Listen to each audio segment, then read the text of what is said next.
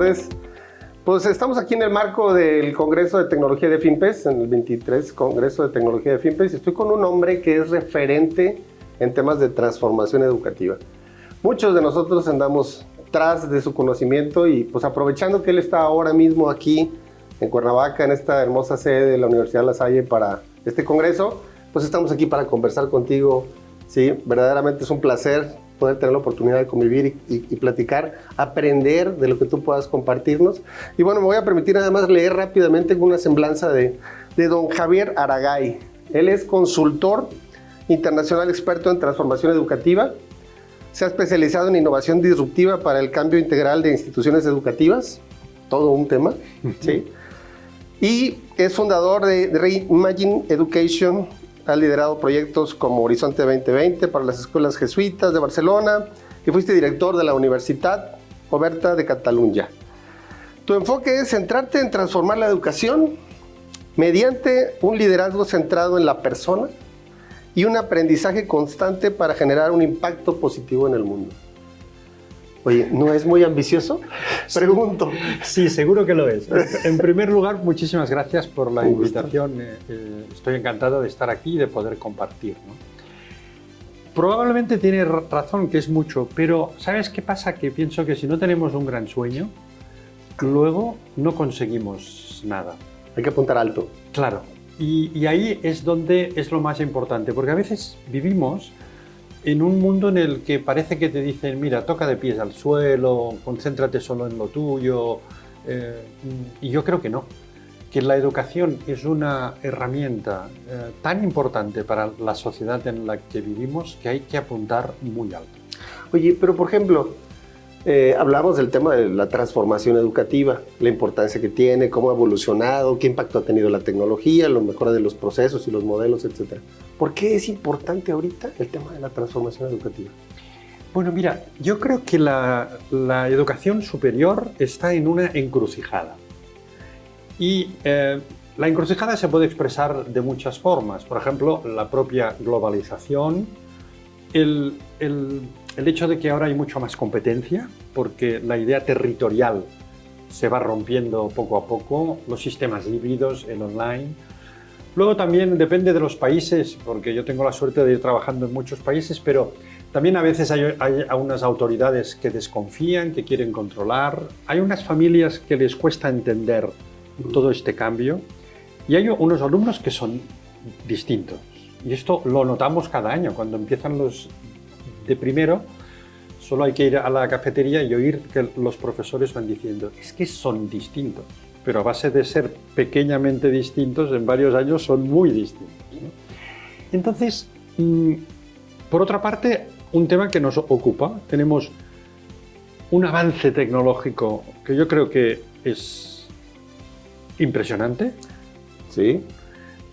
Incluso los que nos dedicamos a esto hemos de ponernos la mano en el corazón y decir, bueno, ¿esto hacia dónde va? Oye, pero estamos de acuerdo que el tema de la tecnología no lo es todo en la transformación educativa. Y yo ahorita reflexionaba mucho sobre lo que tú decías respecto a el alumno que ingresa a primer semestre en cualquier carrera universitaria y el que egresa, que en teoría debe de cumplir con un perfil de egreso. Ese es un proceso de transformación educativa. La persona que entra a tu proceso de educación, tu proceso educativo, de transferencia de conocimiento, ya no es la misma. ¿Cuáles son los elementos que tú visualizas que integran todo este ecosistema?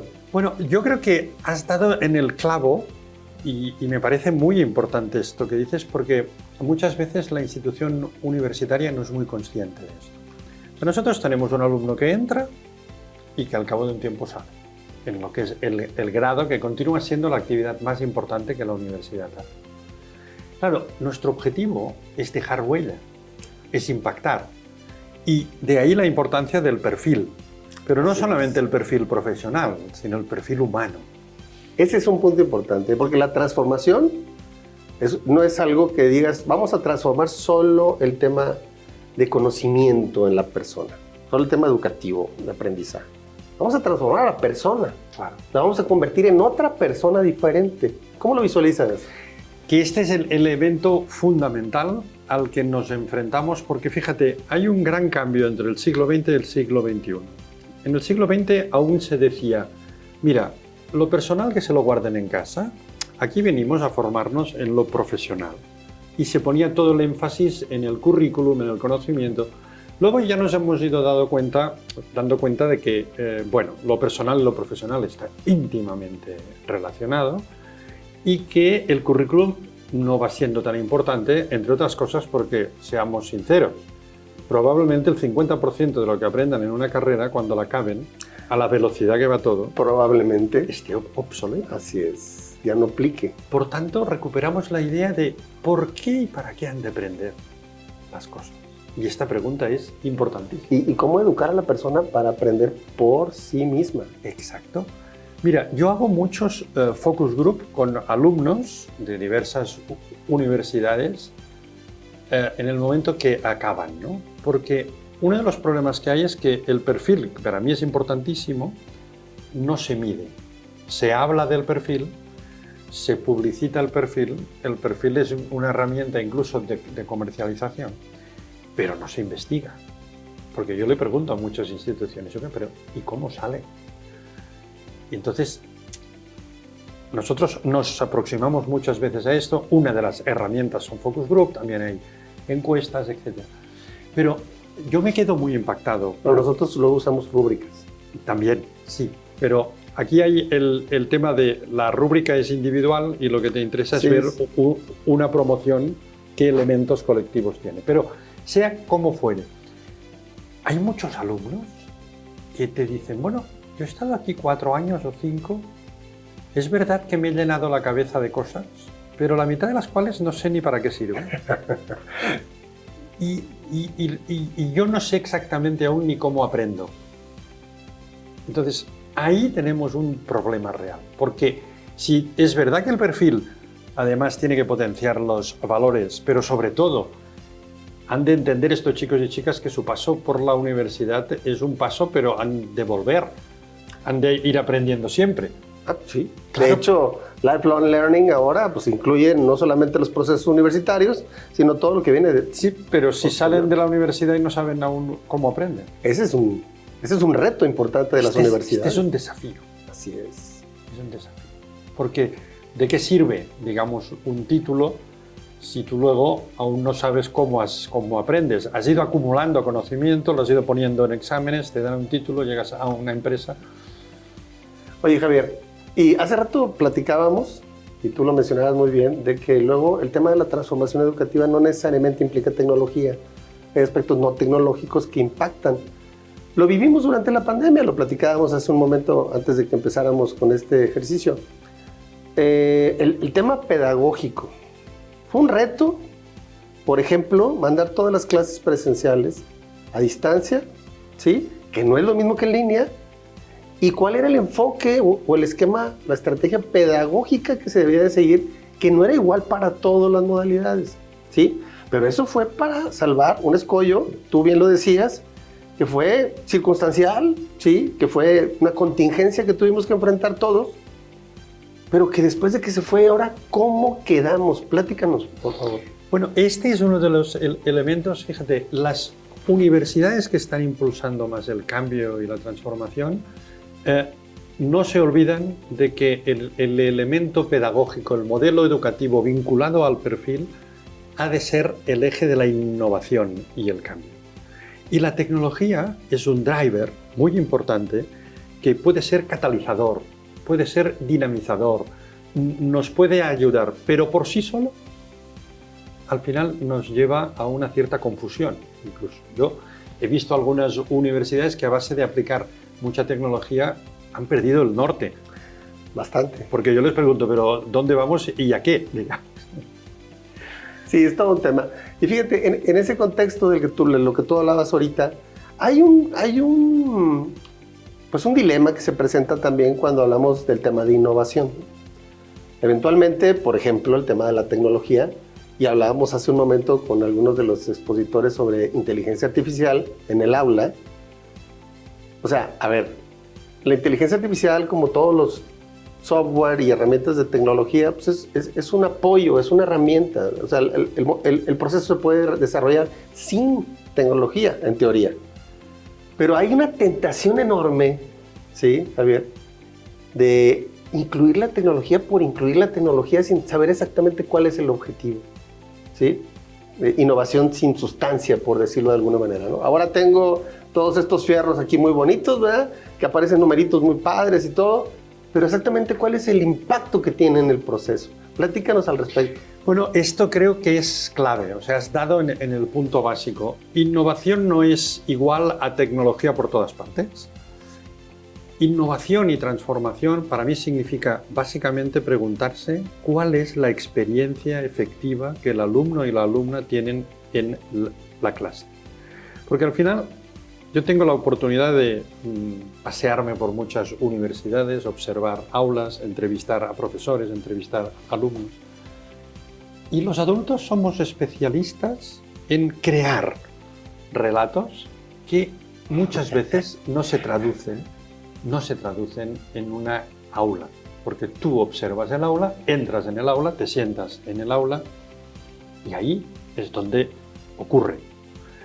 Entonces, sí, es verdad, tenemos tendencia a trufar, que yo le digo, a rellenar. Es como aquellos PowerPoints que se pusieron de moda en un momento en que había vídeos, había texto, y iban entrando y saliendo las cosas y al final estabas mareado al cabo de los 10 minutos. De hecho, ¿no? De hecho, sí. Entonces, bueno, claro, tenemos muchas herramientas, pero el tema clave es, fíjate, es que yo creo que la inteligencia artificial nos ayudará también a preguntarnos cosas que nos hemos olvidado de preguntarnos. Una universidad es una institución de educación superior, ¿sí? A mí me gustaría subrayar educación. Porque entonces utilizamos sucedáneos, capacitación, formación. ¿Formación o educación? No, oiga, educación, o si no, saquémoslo. Esta es una institución de capacitación superior, vale.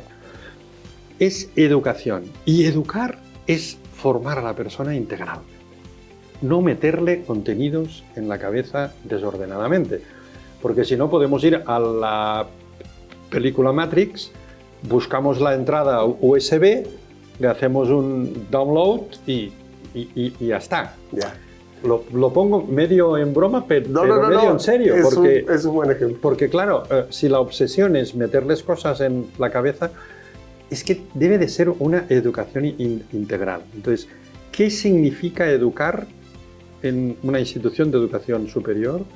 ¿Cómo se desarrolla una persona de los 18 a los 25 años? ¿Cómo le ayudamos a ser? ¿Cómo le ayudamos a comprender? ¿Cómo le ayudamos a construirse y a construir el conocimiento? Y esto yo creo que la inteligencia artificial nos va a obligar otra vez a preguntárnoslo. Porque es verdad que es una herramienta, pero es una herramienta disruptiva. Sí, claro. Que nos rompe roles. Así es. Nos rompe marcos. Y bienvenida sea, porque ojalá la utilicemos como una herramienta que nos vuelve a intentar hacer las preguntas que tocan. Porque fíjate qué interesante, al menos la inteligencia artificial generativa que tenemos hoy, si no sabes hacer buenas preguntas, no funciona. Pero ¿saben nuestros alumnos hacerse preguntas? ¿Les dejamos hacer preguntas? Les enseñamos. Les enseñamos a hacer las preguntas. A manejar su curiosidad y saber por dónde, ¿verdad? O sea, es complicado. Tengo mis dudas.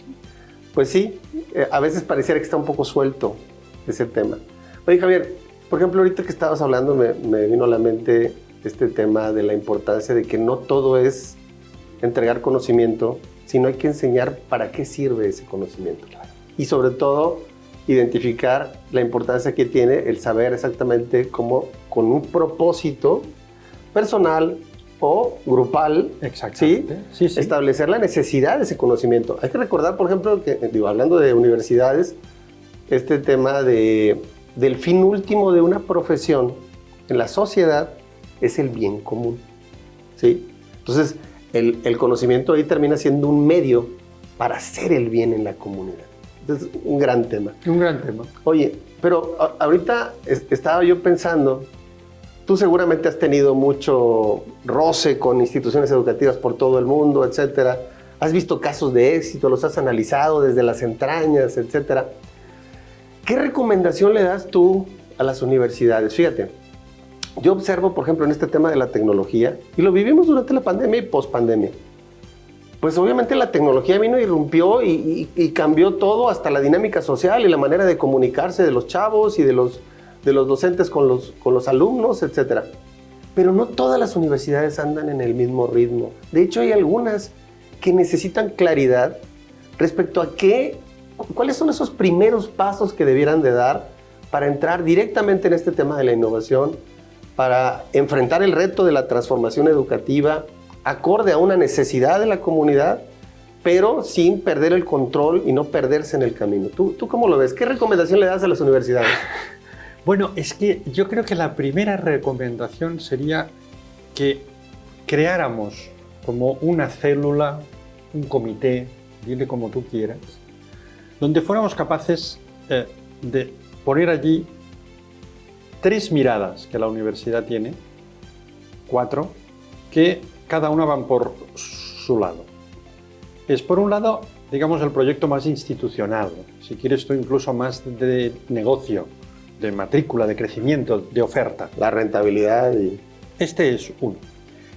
Por otro lado, la innovación educativa, pero con mayúscula lo de educativa, o sea, hablando del perfil de salida humano, profesional, de modelo educativo, pongamos esto también, porque hay personas que hacen esto.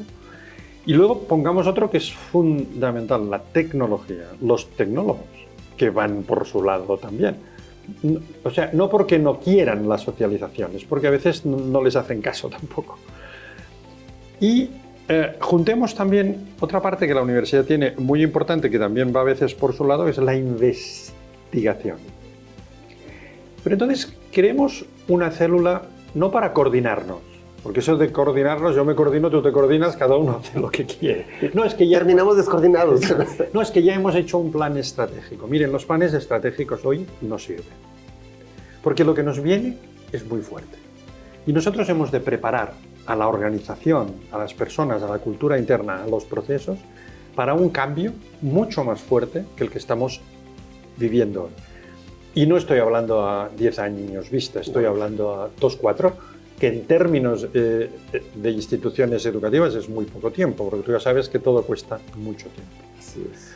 Y ahí ser capaces de humildemente y mirándonos a los ojos, decirnos, de verdad no sabemos hacia dónde va esto. Porque a veces como que cada departamento tiene que disimular y hacer ver que sabe hacia dónde va esto.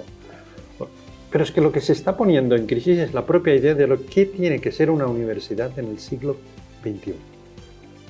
¿Y qué podemos hacer que sea? Porque ahí es donde la parte del sueño entra. Yo sueño una verdadera universidad que ayude a estos chicos y chicas a ser las personas y los profesionales que este mundo necesita. Porque este mundo está lleno de disyuntivas, problemas, oportunidades.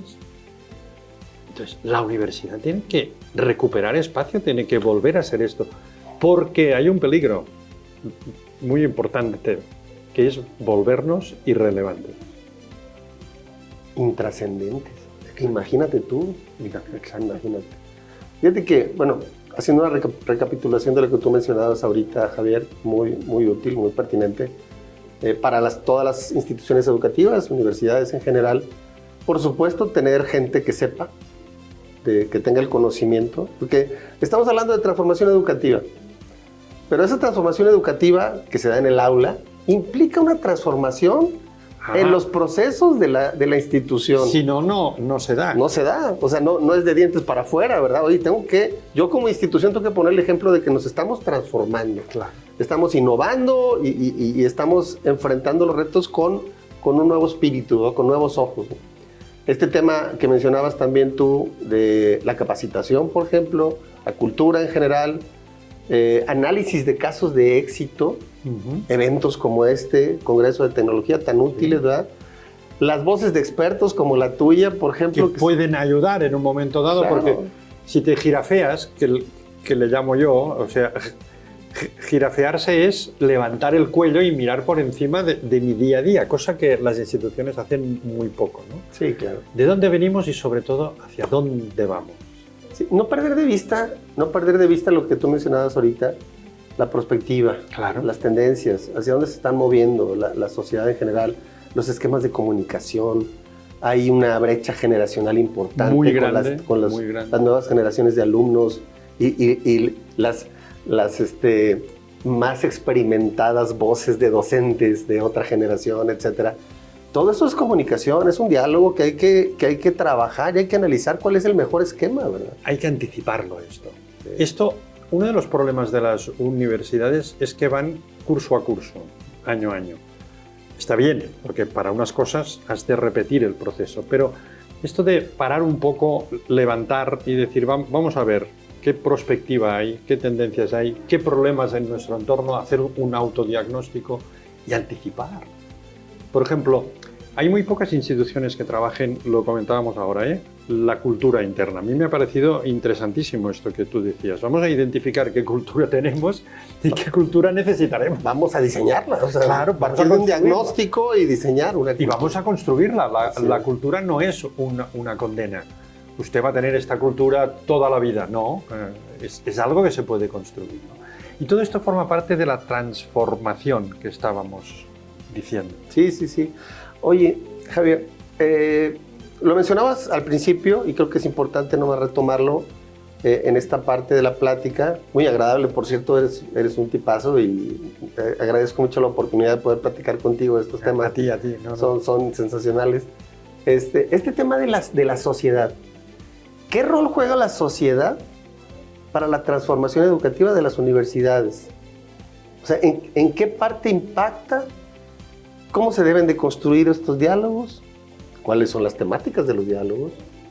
¿Y qué participación debiera de tener los diferentes sectores de la sociedad? A lo mejor empleadores, organizaciones civiles, ¿sí? Público en general, padres de familia, por ejemplo, etcétera, que hoy día ahora están demasiado involucrados con sus hijos. ¿Tú cómo lo percibes? ¿Qué identificas de la comunidad que debe de engranar con la universidad para poder juntos lograr una transformación en este tema? Yo creo que esto es uno de los elementos clave que la universidad ha de trabajar si quiere llegar a ser una universidad del siglo XXI. Las fronteras, las murallas, esto que viene del siglo XX, de que decimos mucho, no, es que en la universidad esto se hace distinto. No, es que las empresas están aquí, pero nosotros... Bueno, ellos y nosotros tiene que irse derrumbando en una simbiosis mucho más fuerte, en el que empleadores, empresas, sociedad civil, administración, familias, alumnos, deben de constituir una comunidad. Porque, claro, es que la inteligencia artificial, y vuelvo ahí, va a romper uno de los paradigmas fundamentales Sin duda. del 19, cuando se crea lo que es la universidad moderna, ¿no? Que el paradigma era, yo tengo el conocimiento y te lo explico. Y tu alumno, te me sientas aquí, no te muevas mucho, toma notas, escúchame atentamente y luego ponlo en un examen. Claro, es que esto se rompe. O sea, al final necesitamos una humildad que a veces a la universidad le cuesta, que es decir, no, es que vamos a aprender juntos. Hay cosas que no sé. Hay docentes que aún les cuesta decir, hay cosas que no sé. Parece que de su materia lo han de saber todo, lo cual tú y yo sabemos que es imposible. Entonces, hay cosas que no sé, hay cosas que vamos a construir juntos, o vamos a buscarlas juntos, o vamos a generar conocimiento juntos. Y ahí es donde lo hemos de hacer con la sociedad que tenemos al lado, porque nos enseñará cosas. Seguramente. O nos hará pensar. Al menos nos mostrará un camino sobre cómo nosotros como universidad tenemos que atender las necesidades de la sociedad. O nos puede hacer preguntas a las que digamos, calle, qué interesante, vamos a pensarlo juntos. Déjame lo mastico, ¿verdad? Claro. Y entonces, esto es porque si la universidad no recupera esta voluntad de generar este nuevo espacio, lo de la irrelevancia que decimos, ¿no? Y trascendencias. A veces a mí me hace daño escuchar de algunos chicos y chicas, bueno, es que he de pasar por la universidad. ahí hemos perdido ya el 50%. He de pasar porque me darán un título que ya sé que no va a ser definitivo, pero es necesario. Sí. Si continuamos ahí, algunos años más, vamos a perder. Sí. Fíjate que, bueno, en ese contexto que te preguntaba ahorita acerca de el rol de la comunidad en esta transformación educativa, pues hay dos elementos esenciales para generar la educación desde una visión holística, ¿no? Y me refiero al docente y al alumno, ¿sí? Te preguntaría por separado. Primero, ¿tú cómo visualizas el rol del docente para esta transformación educativa? ¿Qué tienen que aprender nuestros maestros?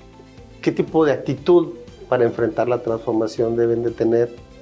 ¿Y cómo percibes tú la aportación de valor que ellos puedan tener para lograr esa transformación educativa? Y ahorita vamos con los alumnos. A ver, los maestros son imprescindibles. Son nuestra sangre. O sea, al final el cuerpo no se aguantará si esta sangre no circula. Uno de los problemas de muchas universidades precisamente es la combinación entre docentes de tiempo completo y docentes que vienen a darnos ciertas materias. Porque según cómo tengamos esta combinación, se hace mucho más complejo el trabajar con los docentes, ¿no? Claro. En teoría, los que están dentro de la universidad pues han palpado más, o han asimilado más la mística que tiene cada institución educativa en cuanto al modelo educativo y al modelo curricular, etc. Pero los que están por asignatura, pues ellos vienen de otro entorno completamente diferente y vienen y a veces ni los vemos, ¿verdad? Y ese es un rol importante. Pero nos aportan mucho. Pero claro, a veces los de dentro tampoco valoran lo que... No, pues, ¿Me entiendes, no? Sí, por supuesto que te entiendo. Ahí tenemos un desafío. Porque va a ser juntos que tendremos, o sea, los de fuera nos aportan mucho, los de dentro también, pero ¿cómo rompemos esto? Entonces, para nosotros son básicos, son claves y hemos de contar con ellos. A veces tengo la sensación que en alguna universidad hay aquello del rey sol, ¿te acuerdas de la historia? Todo para el pueblo, pero sin el pueblo. O sea, todo para los profesores, pero sin contar con ellos. Porque cuando hablas con ellos, haces focus group y tal, no, porque hay algo que falla. Sí. Ellos son muy valuosos, pero han de saber y reconocer que su valía es su humanidad, no su especialidad. Y aquí hay un gran cambio. Un cambio que nos está costando. Los mejores profesores que estoy conociendo son los que son capaces de unir su profunda humanidad con la especialización. El conocimiento técnico, claro. Sí, pero el que se parapeta, se esconde, digámoslo así, detrás del conocimiento técnico, no hay forma. Y eso los alumnos lo ven. Y otro elemento muy importante es que los profesores han de ser capaces de trabajar en equipo entre ellos. Y este es otro desafío. El espíritu colaborativo, claro. Este es otro desafío muy importante. ¿Cómo les podemos pedir a los alumnos que trabajen en equipo si no ven a los profesores trabajar en equipo? Por ejemplo. Entonces ahí tenemos, pero estos van a ser los grandes temas. Sí. Oye, Javier, estamos cerrando. Nada más para no dejar fuera aquí de la entrevista el tema del alumno, que es todo un tema. Te comentaría respecto a lo que acabamos de mencionar ahorita. Yo estoy convencido de que si quieres levantar el nivel de una institución educativa, una universidad, tienes que levantar el nivel de tus docentes. Evidente. Es clave. Evidente. Porque ellos son los que van a impactar. Contando con ellos. Claro. Haciendo equipo con ellos, por Exacto. supuesto. Cerramos el rol del alumno en su propio proceso de transformación educativa y con esto concluimos la entrevista. Fundamental, este es el otro gran cambio que viene después de que los profesores vayan asumiendo el nuevo rol, ¿no? El alumno tiene que entender que el único protagonista y dueño de su conocimiento y de su aprendizaje es él. Porque por su experiencia previa viene de un mantra que se ha repetido durante 20 años, que es: yo aprenderé si tengo suerte de tener un buen profesor. Alguien va a salir bien preparado, es que no ha entendido ni cómo una persona se conforma La neurociencia ya nos dice que esto no funciona. Que también es todo un tema. Es todo un tema, pero podemos aprovechar todo Claro. el conocimiento que estamos generando, ¿no? Entonces, ahí este es un gran cambio. Pero para eso, claro, si tú vas a las aulas y solo lo que ves son unas sillas detrás de otra, para sentarte en el fondo porque así pasas más desapercibido posible. No te preguntan. No te pregunta nadie. Bueno, no. Cuando yo digo que lo que hay que cambiar es la experiencia del alumno, es esto. Sí, claro. Sí, totalmente de acuerdo. Y fíjate que yo creo que la mejor actitud de un alumno es, ya cuando se convierte en rockstar, Claro. es cuando es capaz de liderar su propia superación personal con base en conocimiento, con el maestro, sin el maestro o a pesar del maestro. Y exigir al docente, ¿verdad?, para que le dé más todavía. Y haciendo equipo con el maestro, con sus compañeros. Así es. Javier, Ese es el reto. ha sido un verdadero placer platicar contigo. Muy Sí, bien, te deseo una muchísimas feliz gracias. estancia aquí en Cuernavaca, en México, en el marco de este 23 Congreso de Tecnología de FinPes, y que tengas muy buen regreso a casa. Dios te lleve con bien. Muchas gracias. Hasta la próxima. Igualmente.